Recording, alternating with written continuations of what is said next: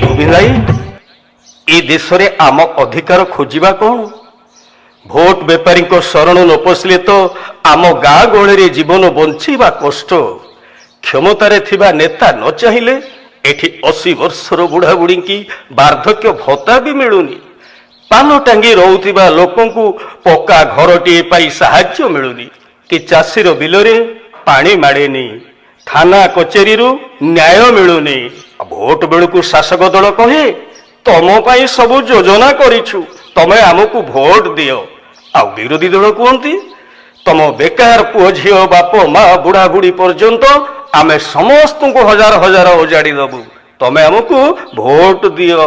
ठीक कथा ठीक कथा ठीक कथा ठीक कथा खाली ठीक कथा नुहे खांटी कथाटी हेउची आमरी धन को लुटी आमको ए नेता दियंती बांटी भोट नेबाकू चाटी। अरे राम आमे कौन एथर भोट दबानी? अरे भोट दबानी कहीं आमे पर ये देशर मालिक निजको रजा मन करी आमर प्रकृत सेवक पाई जे योग्य ताकू बाछिकी भोट दबा। आउ जदि सेमितिया योग्य प्रार्थी न मिलिले ताहेले नोटा चिन्ह रे भोट देई दबा। ना भाई ना से भूल आदम करंतुनी नोटा चिन्ह रे मोटे भोट दियंतुनी आम गणतंत्रटा बुड़ी जीव जे। खाली बुड़ीबनी आम भोट बेपार बंगोपसागर रे भासी जीव। आम आशार राजमहल आपण मानक क्रोधर भूमिकंप रे रसा तळकू चली जीव। भाई माने आपण मानक पई आम मुखिया जन्म ठारू मृत्यु पर्यंत अनेक उपकारी योजना सब करिसंती। एबे निर्वाचन पूर्वरु प्रत्येक चाषी और भूमिहीन परिवार पई 10,000 टंका बांटीबार योजना आम मुखिया करिसंती। एते टंका ए टंका कहार कोउडु आसे? आमे दबु आम टंका आमको बांटी आउ बेसी दया देखैबा दरकार नहीं नेता महाशय। जदि देबे ओडिशा राजकोषरु आम मानकर भाग आमको देई दियंतु। आपण को भाग को भाग जानी ना ओडिशा राजकोष हेउची 4 कोटी ओडिशावासी कोठ संपत्ति। यह कौन नेता मंत्री निज घर धन नुहे। आपण जानती गला वर्ष ओडिशा राज्यर बजेट थिला 1,36,000 कोटी टंका। यही टंका को 4.5 कोटी ओडिया लोकंक भितरे भाग कले मुंड पिछा पड़े 30,000 टंका। प्रति 5 जणिया परिवार पिछा भाग पड़ुछि 1.5 लाख टंका। ओडिशा राजकोषरु गत 5 वर्ष रे प्रति परिवार पिछा खर्च हेछि हाराहारी 5 लाख टंका। एतिकी पैसार भाग जदि सीधा सड़क प्रति परिवार को दिया जाय थांता तेबे प्रत्येक परिवार घर आगरे गोटिए गोटिए कार छिड़ा हेई थांता।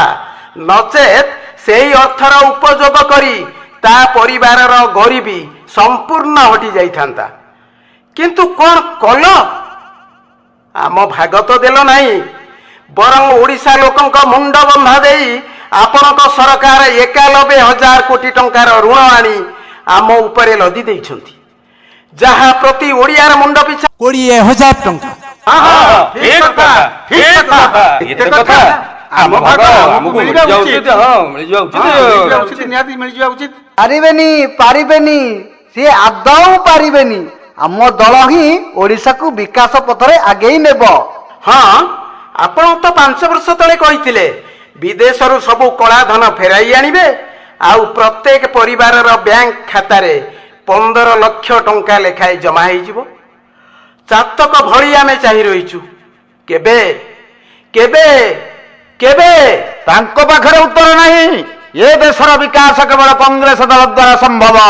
कांग्रेस क्षमता को आसिले देशर 5 कोटी गरीब परिवार को वर्ष को 72,000 टंका लेखाए दान देवार प्रतिश्रुति देइछि। अच्छा ये बाबद रे 5 वर्ष रे केते खर्च हेबो कहिले? हाँ हिसाब कले ये प्रहसन केवल भोट पाई सेथि पाई आपनक पार्टी खनी बाजुची। सुनंतु जदि ये योजना प्रकृत रे कार्यकारी हुए ता हेले भारतर राजकोषरु 5 वर्ष रे खर्च हेबो 18 लाख कोटी टंका एवं भारत पृथ्वीर सबुठु कर्म कोढ़ी और मागी खिया देश रे परिणत हेबो। ନଷ୍ଟ ହେଇଯିବ ଏ ଦେଶର ଖଟି ଖାଇବାର କର୍ମ ପରମ୍ପରା ଓ କର୍ମ ସଂସ୍କୃତି। ଶୁଣନ୍ତୁ ନେତା ମହାଶୟ, ଏମିତି 18 ଲକ୍ଷ କୋଟି ବର୍ବାଦ କରି ଦେଶକୁ ଧ୍ୱଂସ କରିବା ପରିବର୍ତ୍ତେ ଯଦି ଏଥିରୁ 5 ଲକ୍ଷ କୋଟି ଉପଯୋଗ କରି ଆମେ ଚାଇନାରୁ ଆମ ଦେଶକୁ ଆମଦାନୀ କରୁଥିବା ଘରକରଣା ସାମଗ୍ରୀ, ଖେଳନା, ଯନ୍ତ୍ରପାତି ଆଦିକୁ ଆମ ଦେଶରେ ତିଆରି କରିବା ପାଇଁ କ୍ଷୁଦ୍ର ଶିଳ୍ପ ଓ କୁଟୀର ଶିଳ୍ପ ବସାନ୍ତେ, ତେବେ ଆସନ୍ତା 5 ବର୍ଷରେ ନିଶ୍ଚିତ ଭାବେ 5 କୋଟି ବେକାର ଯୁବକ ଯୁବତୀଙ୍କୁ ନିଯୁକ୍ତି ମିଳିଯାଆନ୍ତା। ଆଉ ପ୍ରତିବର୍ଷ ଆମେ ଚାଇନାରୁ 5 ଲକ୍ଷ କୋଟି ଟଙ୍କାର ଜିନିଷ କିଣି ଯେଉଁ ବିଦେଶୀ ମୁଦ୍ରା ହରାଇ ଦେଶକୁ ଗରିବ କରୁଛୁ, ସେଥିରୁ ଏ ଦେଶ ରକ୍ଷା ପାଇଯାଆନ୍ତା। ଥାଉ ଥାଉ, ଆପଣଙ୍କ ଭାଷଣର ସୌଦାଗରଙ୍କୁ ଆଉ ଭାଷଣ ଶୁଣାନ୍ତୁ ନାହିଁ। ଆମେ ଜାଣିଲୁ। ଶୁଣ ହେ, ଆମ ପାଖରେ ଟଙ୍କା କ୍ଷମତା ଥିଲେ ତମ ଭଳି କୋଟି କୋଟି ଭୋଟର ଆମ ଅଣ୍ଟିରେ ପଶି କିଣା ବିକା ହେବେ। ଯିବ କୁଆଡ଼େ ହୋ? ଦେଖୁଛୁ ଗୋବିନ୍ଦ ଭାଇ, କେତେ ଅହଙ୍କାର ଏ ନେତାଙ୍କର। ହଁ ରେ, ସେଗୁଡାକ ଆମକୁ ହୁଣ୍ଡା ଭାବି ନିଜକୁ ବେଶୀ ପଣ୍ଡିତ, ବେଶୀ କାମିକା ଦେଖେଇ ହଉଛନ୍ତି। ଆରେ ଗୋଟେ ମୂର୍ଖଟାକୁ ବି ଏ ଦେଶର ପ୍ରଧାନମନ୍ତ୍ରୀ କି ମୁଖ୍ୟମନ୍ତ୍ରୀ କରିଦେଲେ, ସେ ଗୋଟିଏ କଲମ ଗାରରେ ଦେଶର ଲକ୍ଷ ଲକ୍ଷ କୋଟି ସମ୍ପତ୍ତିରୁ 10-50 ହଜାର କୋଟି ବିଭିନ୍ନ ଆଳରେ ଲୋକଙ୍କୁ ବାଣ୍ଟି ଦେଇ ପାରିବ। ଆଉ ଏଥିରେ କଣଟା ବାହାଦୁରୀ ଅଛି କହିଲୁ? ହଁ ତ, ସତ କଥା। ଏଥିରେ କଣ ବାହାଦୁରୀ ଅଛି? ପ୍ରକୃତରେ ଭଲ ଶାସକର ବାହାଦୁରୀ ସେଇଠି, ଯିଏ ଦେଶ ସମ୍ପତ୍ତିକୁ କାମରେ ଲଗେଇ ଲୋକଙ୍କ ପାଇଁ ଚାକିରି ବା କାମ ଯୋଗାଏ ଓ ଦେଶର ଉତ୍ପାଦନ ବଢାଏ। ଠିକ କଥା। ହଁ, କେବଳ ଏଇ ଠିକ କଥା ହିଁ ଦେଶରୁ ସ୍ଥାୟୀ ଭାବରେ ଗରିବୀ ଓ ବେକାରୀ ହଟେଇ ପାରିବ। ଆଉ ଆମ ଲୋକମାନେ କୋଉ ନେତାର ଦୟା ବା ହାତ ଟେକା ଦାନକୁ ଅପେକ୍ଷା ନ କରି ସମ୍ମାନର ସହ ବଞ୍ଚି ପାରିବେ। ଏତେ କାମ କରିବାକୁ ଆଜିକାଲିର ନେତାଙ୍କୁ ବେଳ କାହିଁ? ସହଜିଆ ବାଟ ତ ପଡିଛି। ଦେଶ ସମ୍ପତ୍ତିକୁ ବୋପା ସମ୍ପତ୍ତି ଭଳି ବାଣ୍ଟି ଦିଅ, ସରଳ ଜନତାକୁ ହୁଆ ବୁଲେଇ କ୍ଷମତା ସିଂହାସନ ଚଢିଯାଅ, ସେପଟେ ଦେଶ ପଛେ ଭାସି ଯାଉ। ଶୁଣ ଦେଶବାସୀ ନେତାଙ୍କ କଥା, ଦେଶ ଭାସି ଗଲେ ନାହିଁ ତ ଚିନ୍ତା। ଶୁଣ ଦେଶବାସୀ ନେତାଙ୍କ କଥା, ଦେଶ ଭାସି ଗଲେ ନାହିଁ ତ ଚିନ୍ତା, ତାଙ୍କ ନାହିଁ ତ ଚିନ୍ତା। ଲୋକ ପ୍ରତିନିଧି ଆଇନି ବଦଳୁ, ଲୋକ ପ୍ରତିନିଧି ଆଇନି ବଦଳୁ, ନହେଲେ ଏ ଦେଶ ହେବ ହୀନସ୍ତା।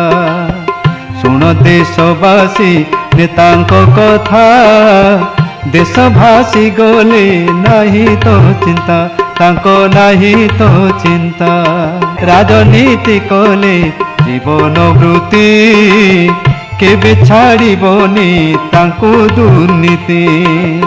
ରାଜନୀତି କଲେ ଜୀବନ ବୃତ୍ତି, କେବେ ଛାଡ଼ିବନି ତାଙ୍କୁ ଦୁର୍ନୀତି। ରାଜସୁଖ ପାଇଁ ଘର ପରିବାର, ରାଜସୁଖ ପାଇଁ ଘର ପରିବାର, ବନ୍ଧୁ ବାନ୍ଧବଙ୍କୁ କରନ୍ତି ନେତା। ଶୁଣ ଦେଶବାସୀ ନେତାଙ୍କ କଥା, ଦେଶ ଭାସି ଗଲେ, ଦେଶ ଭାସି ଗଲେ ନାହିଁ ତ ଚିନ୍ତା, ତାଙ୍କ ନାହିଁ ତ ଚିନ୍ତା। ଶୁଣ ଦେଶବାସୀ ନେତାଙ୍କ କଥା, ଦେଶ ଭାସି ଗଲେ, ଦେଶ ଭାସି ଗଲେ ନାହିଁ ତ ଚିନ୍ତା। ଲୋକ ପ୍ରତିନିଧି ଆଇନି ବଦଳୁ, ଲୋକ ପ୍ରତିନିଧି ଆଇନି ବଦଳୁ, ନହେଲେ ଏ ଦେଶ ହେବ ହୀନସ୍ତା। ଶୁଣ ଦେଶବାସୀ ନେତାଙ୍କ କଥା, ଦେଶ ଭାସି ଗଲେ ନାହିଁ ତ ଚିନ୍ତା, ତାଙ୍କ ନାହିଁ ତ ଚିନ୍ତା, ତାଙ୍କ ନାହିଁ ତ ଚିନ୍ତା।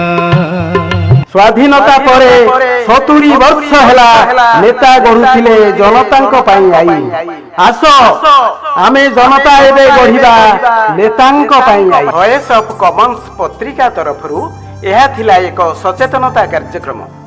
ଏହାର ଦ୍ୱିତୀୟ ଏବଂ ତୃତୀୟ ଭାଗ ଖୁବ୍ ଶୀଘ୍ର ପ୍ରକାଶ ପାଉଛି।